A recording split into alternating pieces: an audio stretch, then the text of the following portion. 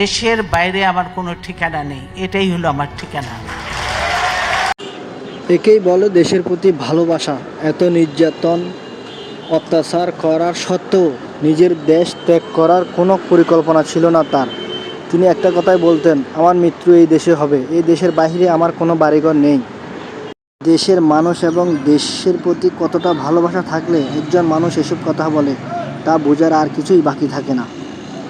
আপসহীন এই দেশনেত্রীর বিদায় বেলায় আমরা গভীরভাবে শোকাহত।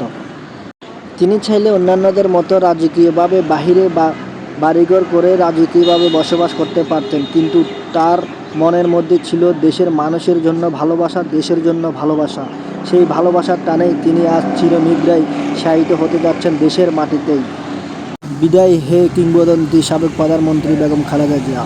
দেশের বাইরে আমার কোনো ঠিকানা নেই, এটাই হলো আমার ঠিকানা। এই দেশ, এই দেশের মাটি, মানুষই আমার সব কিছু। কাজে আমি দেশের বাইরে যাব না। দেশের এত সমস্যা, এই কোনো সমস্যা নিয়ে আলোচনা হয় না।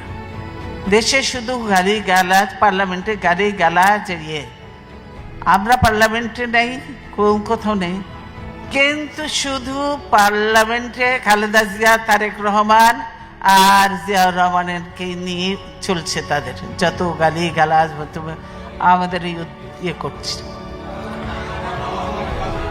হ্যাঁ,